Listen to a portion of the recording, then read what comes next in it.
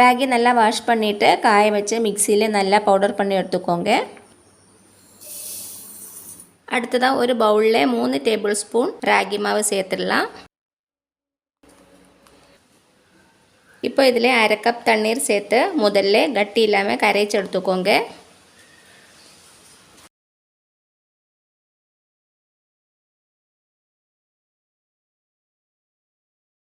இப்போ ஒரு சாஸ்பேனில் 2 கப் அளவுக்கு தண்ணி சூடு பண்ணிக்கோங்க. தண்ணி சூடானதும் நம்ம ராகி மாவு உள்ளே சேர்த்துடலாம்.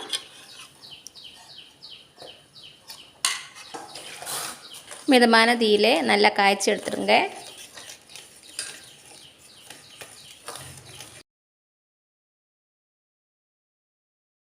ரெண்டு 3 நிமிஷம் நல்லா மிக்ஸ் பண்ணி விட்டுக்கோங்க.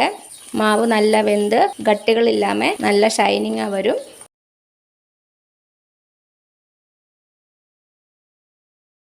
இப்போ பாருங்கள், ராகி மாவு நல்லா வெந்திருக்கு.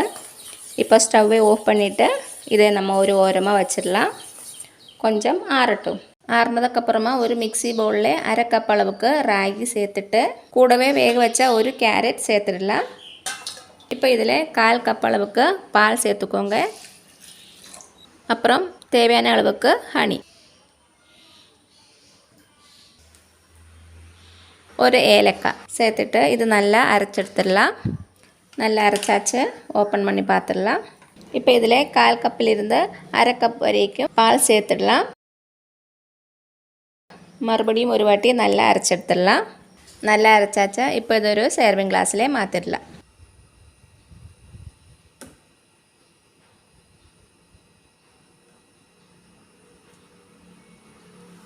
அவ்வளோதான், ராகி ட்ரிங்க் தயாராகிடுச்சு. கண்டிப்பாக வீட்டில் ட்ரை பண்ணி பாருங்கள். உங்களுக்கு இந்த வீடியோ பிடிச்சிருந்துச்சுன்னா மறக்காமல் சப்ஸ்கிரைப் பண்ணுங்கள், லைக் பண்ணுங்கள், ஷேர் பண்ணுங்கள். தேங்க்யூ.